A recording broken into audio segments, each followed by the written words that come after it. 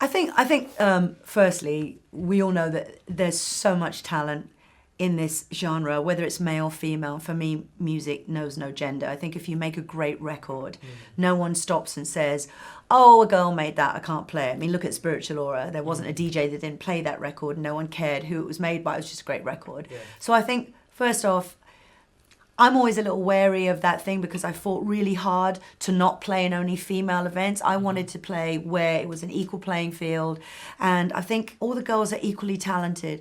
I think for me, the emphasis that I did was production. I was producing before I was DJing, and then not only was I producing, but I was producing different styles. So I've been, around the world playing tech house. I've had a pop record with Sony. I'm producing film and scoring like commercials and things like that. So for me, I think what really helped was just the production side of things, that when I made Learning Curve, nobody had made an album like that. Absolutely, you know what I mean? I was the very first girl to play on the main stage and get paid the same as well, but I wasn't the first female DJ. Yeah. And that's a misconception a lot of people have. But it was just that I was a mouthy. Yeah. And I wasn't going to put up with it. Stand up for That's yourself, all it was. I was just like, look, I know what I'm capable of. And when someone says you can't do something, I just think, can't lives on Won't Street. I'm like, why? So I've always been that kid that's been like, why? Why can't I play in the main room? Why? Yeah. Just because I'm a girl? Why? Yeah. I don't get that. Why can't I make music as good as a guy? Why not? I'm going to be real with you, Ron. I did send out Sober Feels to every single big drum and bass and jungle label, and no one replied to me. See what I'm saying? Yeah. You see what I'm saying? You see what she just said? Huh? You lot, you missed out. You did. Because she didn't send it to me. If she sent that to me, that'd be my artist sat down in the chair right now. Anyway, we'll come back to that. Go for it. Yeah, I sent it to I'm not going to say no names, but I sent it to everybody. And it's funny how the tables have turned. But at the time, I was like, okay, cool.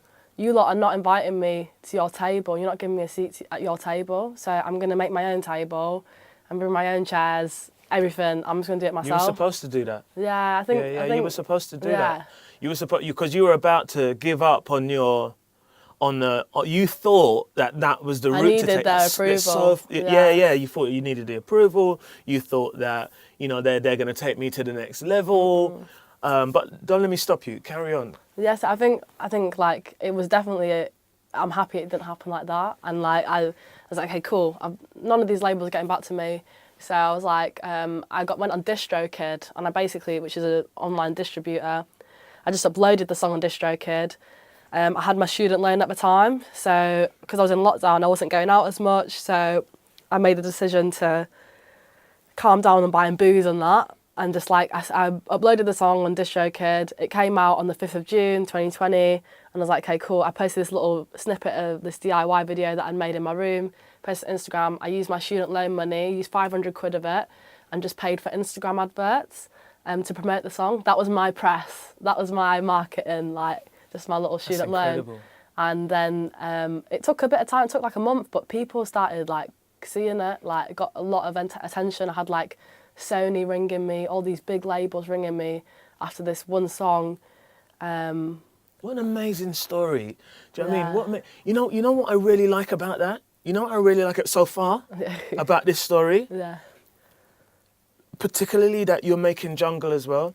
You're doing what was the culture of jungle, but in the modern day. Because it was all self-sufficient. Nobody knew what they were doing. They were all learning. I'm repeating what somebody else had said before, but we were all learning on the job. Yeah. And here you are. Winging it. Yeah. But in the 21st century. Yeah, I love this story. Carry on. Thank you. So I put this tune out, and people just started loving it basically. And then a month later, I released this other tune, which isn't a jungle tune, but it was just I was just experimenting with my production at the time. It was a grime house tune basically, and I uploaded that, and that got in New Music Friday on Spotify, which is crazy. As it got what on Spotify? New Music Friday, which is as an artist, it's great to get in there, which I was really grateful for. And was that the same system that you used? Yeah. Same technique? Same it was technique, that one worked, I'm going to spend 500 quid, Yeah. this, that and the other, and then it got to that one. Yeah. This is incredible. Fire So away. after that... I'm going to maybe use that technique. I mean, it works. Do you know what I mean? I might use that. Sorry. Yeah, I did another DIY video and just uploaded it. And then after that, I like met my lawyer, I met my manager for the first time, and I was like, okay, cool. I've kind of done what I needed to do. Like, I've introduced myself in a way to the music scene.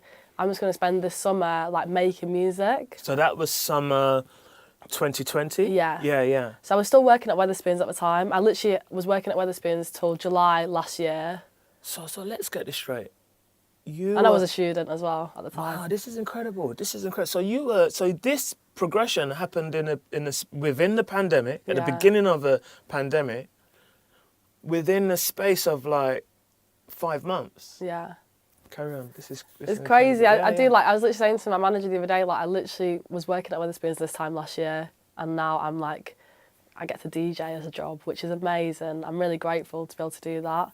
I really got into jungle as well, like sort of like the serial killers kind of stuff at that time, and the Marcus Visionary, Benny Page, the stuff on Digital Soundboy. Like it was very like that sound. I was like really into it, and it was at that point I tried to find out about any other female DJs out there, and I quickly come across B-Traits as one of the first. I was just like on Google, whatever. Why were you sourcing like, other female know. DJs? Why were you doing that? Yeah. I don't know why, but I still remember the moment I clicked on a picture of her. And I feel like, in hindsight, in a, maybe like a sort of subconscious way, like the picture that I clicked on of her, she looks quite feminine. Like she's got long. I don't know whether she meant to at the time, but like for me, it just resonated. She looks like more my age, long blonde hair, like, and she was signed to Digital Soundboy, and Digital Soundboy then for me was like, that was the label, and I was like, oh my god, there's this girl in Digital Soundboy, and she had this Digital Soundboy showcase mix, which was like mixed BPM. 140 stuff, like, but then also it had all the Marcus Visionary, Benny Page, jungle-y stuff, obviously loads of Shy, and I just listened to that mix like every day for about a year, and I was still travelling back to Kent for these nights in Whitstable, and I persuaded them to book her. I was like, you've got to book B-Traits, like I'm obsessed with her, and I remember her coming down, and I was like quite starstruck. Yeah. So I started getting booked because I was putting out promo mixes of this sort of 110 BPM style that I was like really into. And every time I played these sets, I was still being put on first at clubs, like opening sets, not many people there. But I was playing at bigger places. I was playing at Fire, in Vauxhall. I did Brixton Jam loads, like on the sort of more like kind of jungly nights because it was still Harriet Jaxxon. I've always been Harriet Jaxxon. Right, okay, yeah. And people loved it because it was different, right? And it was a party set, and I was using 3 decks, and it was a vibe. But promoters didn't know what box I fitted in. It's like, well, we can book. I was like playing at garage nights and stuff, and they're like, we want to book you, but like, what are you going to play? Like, what do you do? And I went for a few years of that. But I know the sets were vibes because I'd get like the bar staff coming up to me and security coming up to me after because there was only 5 people on the dance floor being like, that was so sick, you should be playing later. So I was like getting my affirmations from people knowing that like I'm actually quite good at this, like my selection and the way I mix, but like I was just finding it impossible to get booked because no one really knew like I said, like what box to put me in. I've been DJing for 15 years, right? So obviously before that I was dancing, modelling, acting, you know, I was doing lots of different things, right? And when I first started DJing, I was one of very few female DJs, you know, so I was actually working a lot and travelling a lot and had a lot of opportunities, maybe for the wrong reasons, to be honest with you, because maybe I wasn't ready for some of the gigs that I was put on in the early days, you know. So I definitely did have a lot of opportunities because I was a girl.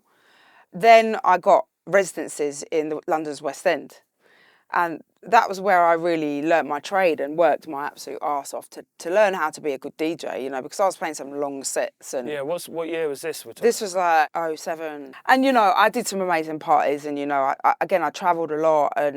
but I would go and play a 4 or 5 hour set. You know, it was hard. You know. Right, yeah, I didn't know that. So yeah, so that was like my training ground, and but since coming back into bass music, my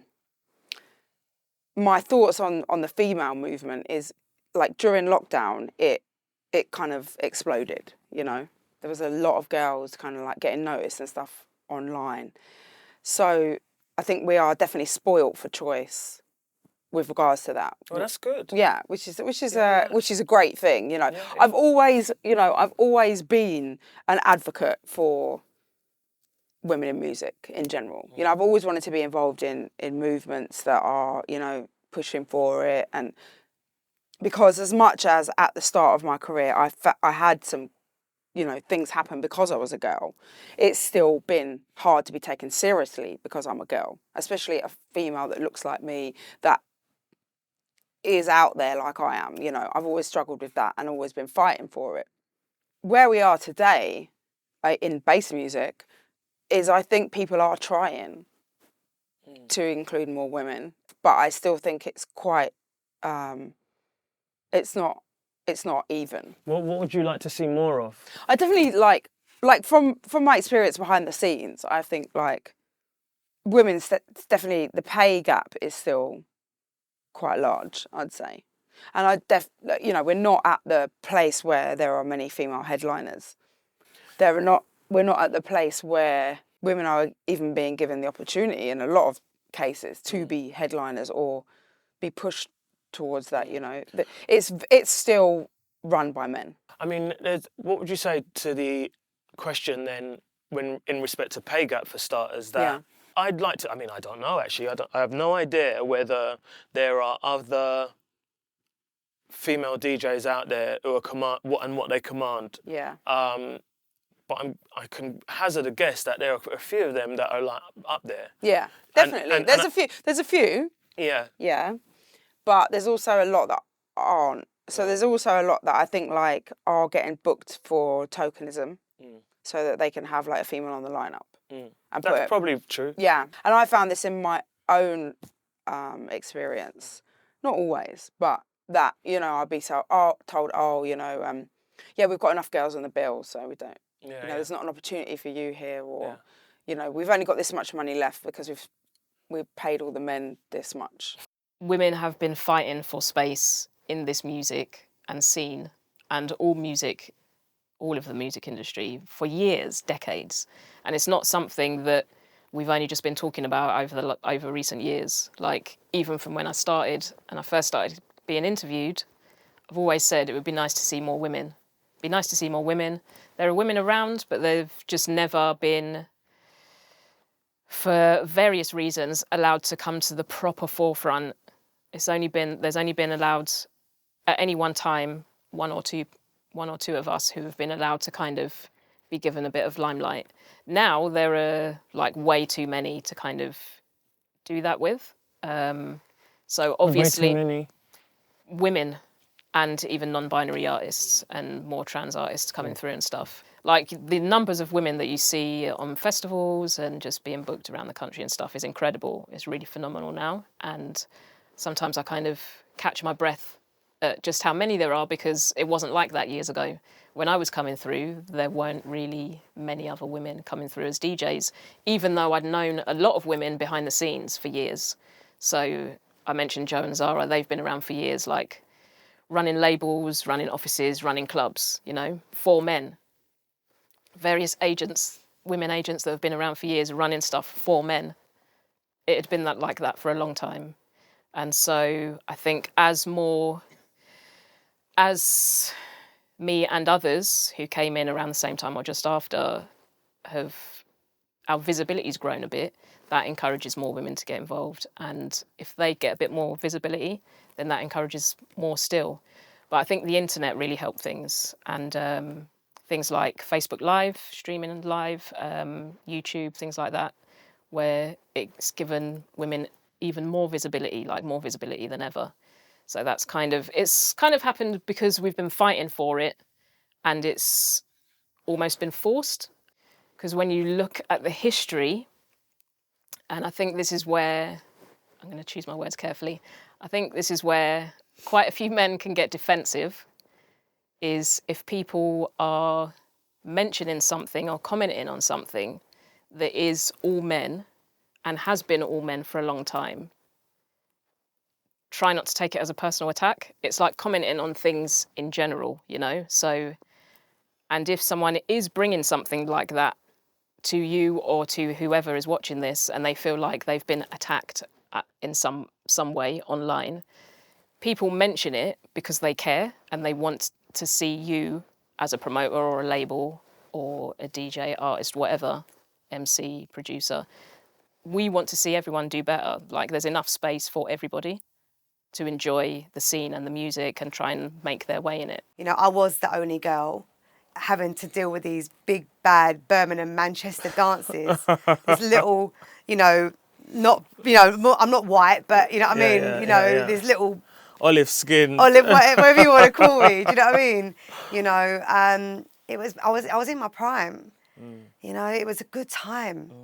But being a female MC, and I'm going to use the word female MC because it did make a difference in a way that it intimidated other MCs. Other MCs by, what do you mean? Like male MCs? Yeah, you mean? I can give you an example, not names, but, you know, like Mass Club, yeah? And this guy know who he is, and I'm not going to call him out because I'm not that sort of person, but I'll give you an example. Like, I've got like a prime time slot with Kenny Ken. Yeah. 12 o'clock, Mass Club. Yeah. And I was at Mass all the time. I Okay. had an amazing followers. They loved me. Yeah. I think it was just fresh, wasn't it? It's like so different for some people, you know? And, you know, when I got there about 10 to 12, the MC's on the stage, you know what I mean? I got there, you all right, boy, you all right? Yeah, you want a drink? You know what I mean? He's like, no, I'm cool. I'm like, all right, cool, I'm going to go and get my drink, you know what I mean? Get my drink and come back to the stage. Last tune's played, you know what I mean? I'm standing on the stage. Yeah. Because it's my time, bruv. Yeah. Yeah? Thanks for warming me up. Yeah. But, you know what I mean? He turns around on the mic in front of the whole dance. Dry air. You ain't getting the fucking mic, bitch. Really? Yeah. No. Yeah? I'm on the flyer. I'm booked for the dance, yeah? And then I'm just like standing there. I am like shaking. The guy's huge, yeah? Anyway, so I'm standing there. Anyway, so I go to grab the mic of him. He pushes me off the stage. No way. He pushes me physically, picks me up by my chest, pushes me off the stage. Yeah, That's the ravers wild. caught me Yeah. and pushed me back up. Yeah. Yeah? By that time, I'm holding back tears. I'm can terrified. Imagine. I'm I upset. can imagine you would be. I speak to the promoter. He says, don't worry, I'll give you a little bit, but just be quiet. Yeah. Yeah? Drops me a little bit extra change, but tells me not to talk to no one about it. Right. I didn't do that slot. Yeah. I mean, this is one example of like the sorts of things I was faced with. Yeah. You know, if I was a man, you would have got tumped up for that. Yeah. You know, I started travelling back and forth to Bristol more often. And then it got to a point where Ronnie just said, look, I've got 3 questions to ask you. 1, will you move to Bristol? 2, do you want to sign to Full Cycle Records? And 3, can we make a Tali record? Not a Ronnie record, not a Cruss record, not a Dye record, but a Tali record. And you'll be the first lady ever on Full Cycle to release a record. And I was like, yes, and yes. Yes to the dress. Yeah. And then I moved to Bristol, and within a few months we were touring America and playing out that material, testing out that material. You know, testing out Lyric on My Lip in front of Goldie in Miami, and yeah, just like seeing what the crowd reaction would be like and what people thought of me. And it was for the most part really positive. Yeah, and exciting. Why'd you say for the most part? Oh, because for the other part, it was horrendous and awful, and I got loads of harassment and bullied and awful things said Like, about who me. is she?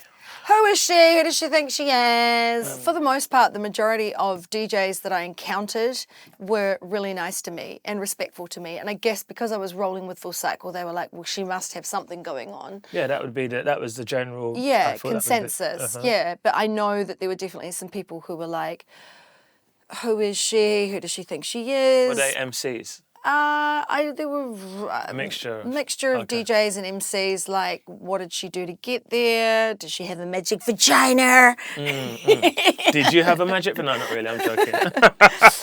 Alakazam. No, but you know what I mean. And as if by magic, here I have an album. Yeah, out of my vagina. But you know what I mean? It's like, it's just so yeah. dumb. And there were people who were jealous and resentful of the fact that maybe they'd been doing it longer and hadn't achieved the same amount of recognition. And therefore, I can understand that to them, this, you know, little immigrant coming over and like taking all their jobs. But yeah, it was, I can imagine it was difficult for people. But if those people had actually taken a minute to get to know me and realised that, you know, I was just as dumbfounded by it as they were, and that I'm actually a nice person and not a threat to them, but could actually be their friend and colleague, then they might not have had So those it was that bad. opinions. It was that bad. Yeah. And really, that's There was also... Let's start with the music. The music was going in a really dark place. It was just before garage was coming out. And do you remember how it was getting really techie and really, and I call it technical wanking, where it was just guys jerking off in a studio. I couldn't keep up with the production. I was finding it really difficult to make that kind of music. I'm a singer-songwriter, so I'm always going to have melody and vibe, and I've just come from jungle and happy hardcore and house, and so this really dark music was difficult. I was feeling called to other types of music, so I was being schizophrenic musically and exploring all kinds of different things. That's what got me the record deal. So there was a shift in me musically. That was the first thing. It's always going to be about the music. I never run away from anything, and it's always to me about where's the music going, that's where I'm going, right? So that was the first thing. Secondly, I was having this success, and you know, it's getting harder and harder and harder to have a relationship that was so long distance, all this stuff. Millennium Dome happened. Yeah. I saw my boyfriend getting shot. Yes. You know, and it was just like, Yeah. not a good look to have a record company say to you, hey, you're not J-Lo. Yeah. You know, like, I don't know if you remember J-Lo went through a shooting and all that stuff. Yeah. And it was like, you've got to make your mind up what you're doing. So there was that. Watching somebody get shot that you love in front of you is just the most bizarro experience. And I think for a long... What that's like at all. Yeah, for a long time, I think I felt that I was in danger for that situation as well. And then there was the Jungle Committee happening as well. Just cracks me up. I think about it so much. Like, it is funny. It And we're cracks me all- up just to think about it. And we're all Yeah, friends. Yeah, but I kind of understand it. I mean, look at it from their point of view. Here you have something that we've all fought for. Here you have something that's pure. It's Yeah. ours. Yeah. We don't want anyone fucking with it. And then here you've got people, suddenly it's in top of the pops. You've got people like me making it go mainstream with a record deal. You know what's interesting though? Groove Rider also got that record deal, never got any shit for it, which I always thought what was quite interesting. And thanks for all the teasing, Groove, because you made me a stronger person. But Groove likes a wind up. yeah. Groove, you he like a wind up. Tell the truth, certainly Groove. loves to give it. Groove, you like a little wind up. But We all my know God, that man can play music. That man can play music, and it's just like, what a friggin' legend.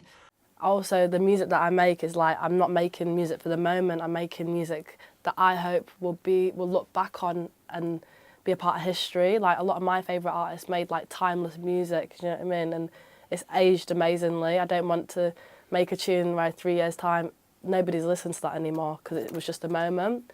So I'm always thinking about the future, and I think, you know, I think I've had like my crazy partying days in Manchester, so now I'm just like really just like I want to smash it for myself and for my brothers and like build a better future and a better life and like kind of break a generational trauma in a way, because I'm living my life very differently than anybody else in my family, and that's my choice. It's something that I've got in my control. You can't choose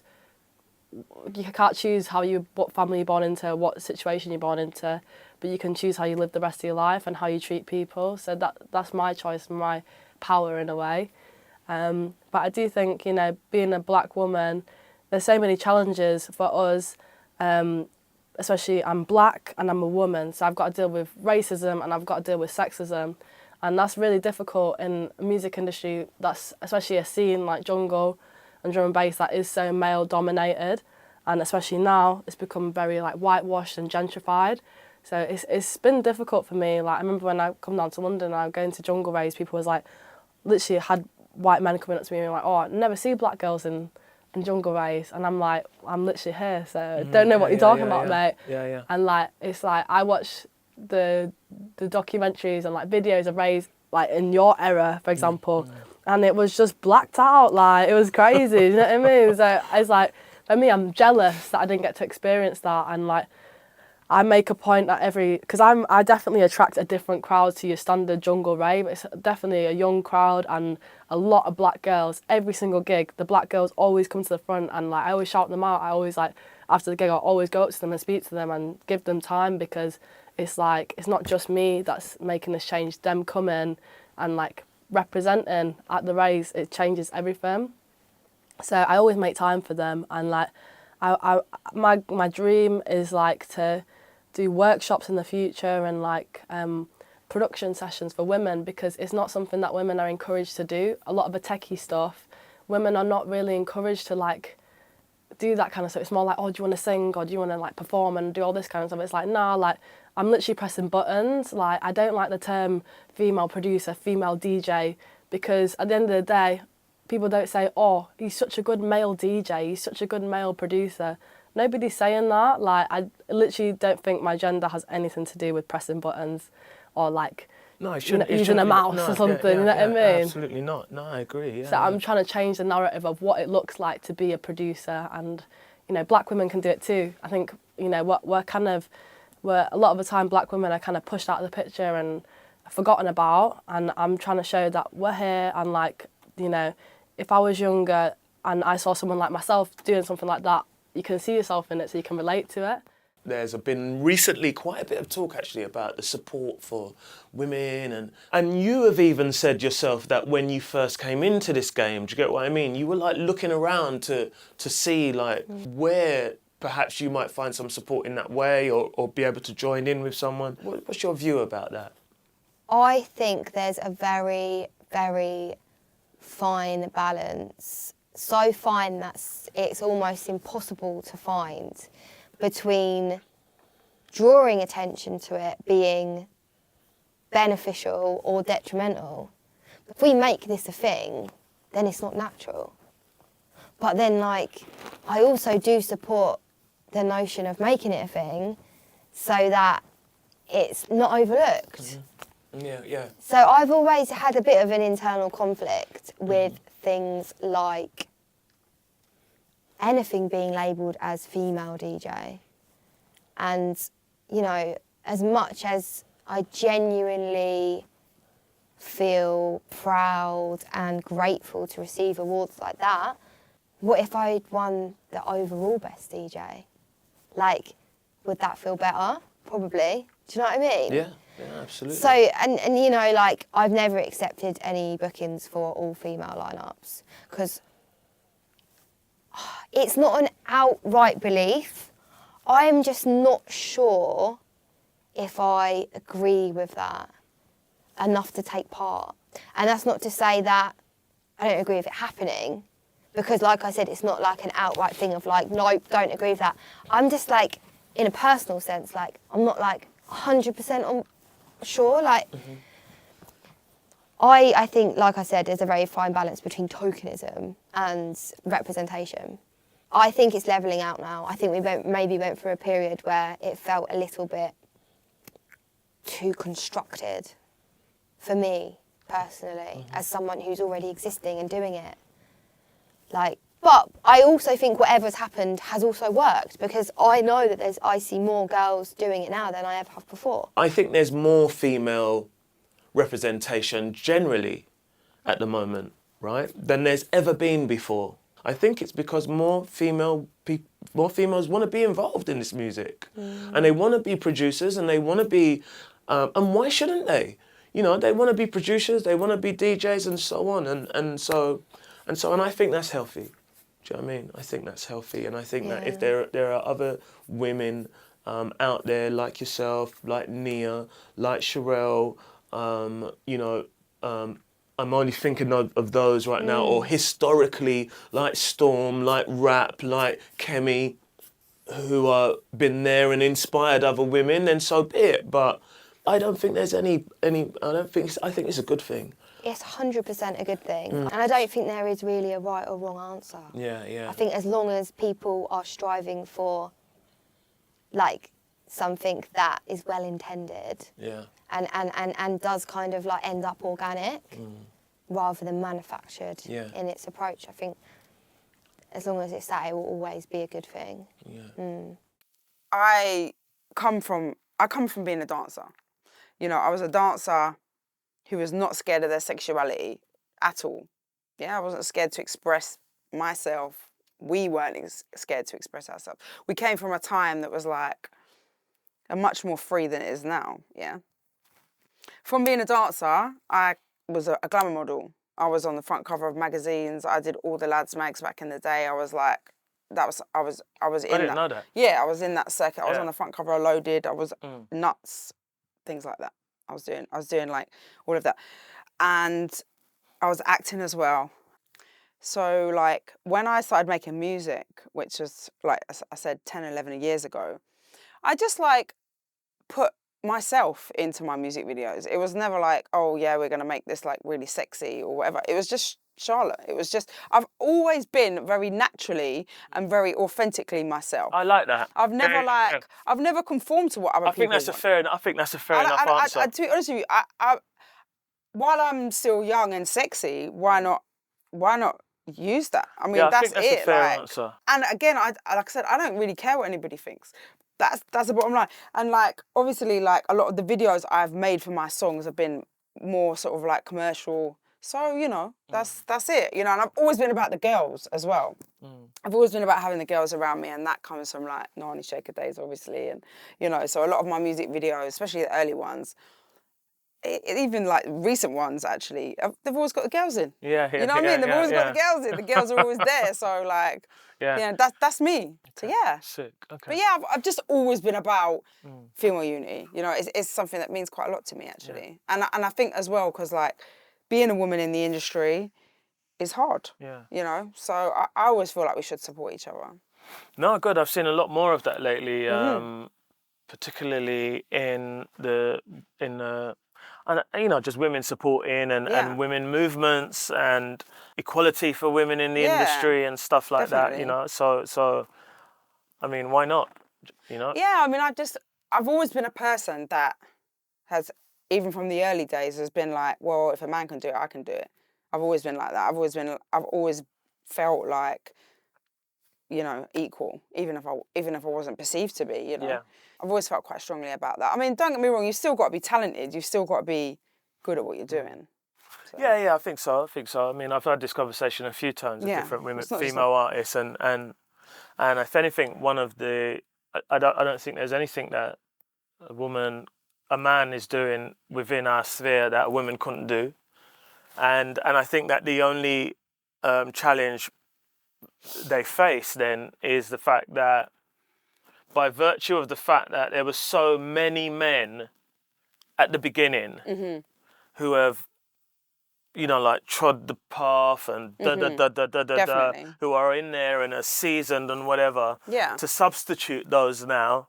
It's going to take some time. It's going to take some time, and that's all it is. You get what I mean? I think so. But I think like 90% of, you know, promoters, mostly people have got the right idea. I still think there's like a lot of sexism, and I think that's maybe just because like men are still running everything pretty much. Yeah. You know, when it comes to like events and stuff like that. But you know, things are getting better. It's definitely a lot better than when I started. So. Yeah, absolutely. Yeah, it's definitely better.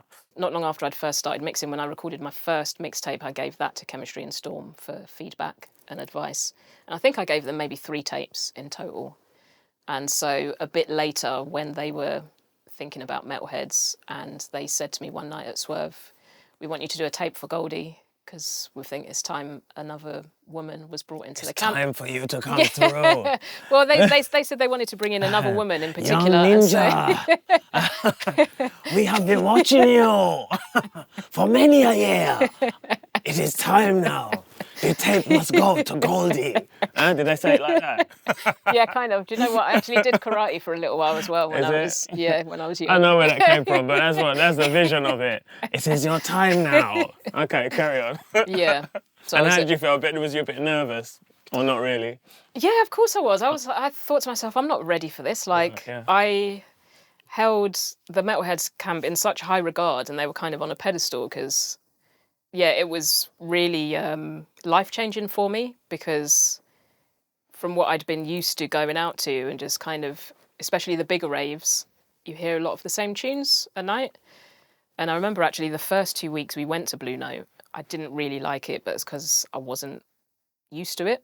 It was a lot deeper, quite a bit heavier and darker than most of the events that I'd been going to. And then again, AWOL had a bit of a different sound as well. Yeah, so because I loved Blue Note so much and going to the Metalhead Sunday sessions, I used to go to Hanover Grand. I went to Leisure Lounge a little bit, but that was kind of running at the same time that I went to Wales. And the Odd Party at Heaven as well. So yeah, I was like a fully fledged Metalheads lover. Yeah. And yeah, they'd heard my tapes and they were playing at Swerve one week. I was at Swerve regularly as well because I loved the soulful stuff. And yeah, Kemi said to me, oh, yeah, we want to bring in a new girl to the Metalheads camp and we really want you to do a tape for Goldie. And I was just like, I couldn't believe it because, yeah, as I said, Me? Metalheads was just on this pedestal to me, I just didn't feel ready. I didn't feel like I had enough tunes. I'd started cutting dub plates. Dylan and Fax used to sort me out with some stuff. Digital sorted me out with a lot. Total Science, Fellowship. So I'd got to know more people through obviously playing. The beautiful thing about this connected to the music was that, Demas J, who's an MC that you may have heard of, he knew my mum and basically he was like my guardian. Yeah. Like, basically I wasn't allowed to go anywhere without Demas. Yeah, so he's like my big brother. And anyway, so I'd go to Labyrinth every week out of my nut, do you know what I mean? Enjoying myself, enjoying the hardcore. It was amazing. And then he'd get up there and he'd be MC and I'd be just looking at him like, wow, like watching him every week. I'd go home out of my nut, do you know what I mean? Writing loads of lyrics, getting back, can't sleep, obviously, do you know what I mean? Writing lyrics. Then one day I went up to him and I said, brother. I said, there was like this little piece of paper, right? It was like 6 lines or something. And I said, can you like MC my lyric for me? And he went, That doesn't happen anymore. right? Yeah. He went, no, you do it. I was like, what? And I was like, no, I can't do it. So I went back and I practiced my 6 lines. Yeah. And then the next week I got on the stage and, spitted this small bar. The crowd was so amazing. I mean, God, can you imagine like this little chick? No one had ever seen a female MC anyway. Yeah. But I'm this little girl. And that was my home. That's where I really started to home in being an MC. Like, when I started out and there were no women in the industry there to give me advice, lend me a hand, give me a hug, show me the way. It wasn't until I sort of met Jenna G and Deism and was like, oh, these chicks are awesome. And they were like, oh, you're really cool. And we actually started to get on and, well, not that we'd never got on, but we got on and we sort of proved that there were women in the industry that could, like, stand side by side. And DJ Daisy came on tour with me and I had 2 backing singers in my band and we were ever so slowly trying to break down those glass ceilings. And I always said, whenever somebody new was coming through, I want to be what I didn't have. And so, like, I remember when Rhea first came through with her song Open Page with Lensman, I remember reaching out to her and being like, I think you're amazing, your voice is incredible. If there's anything you need, because I wanted her to feel like she had someone she could connect with. That's really nice. That's a nice thing to do. And that's what I've tried to pride myself on doing. I've done it with Colette Warren. I've done it with numerous women in the industry, right up into MC Weiser, who's just come through. I've made a connection with her because I think she's badass. And the more we are unified, the stronger our scene can be, right? Especially right now when, the scene is very commercial and it has looked the same way for a few years now, and we're all getting a bit sick of that. And I think the more that we can create unification and diversification, the better and healthier it is for drum and bass.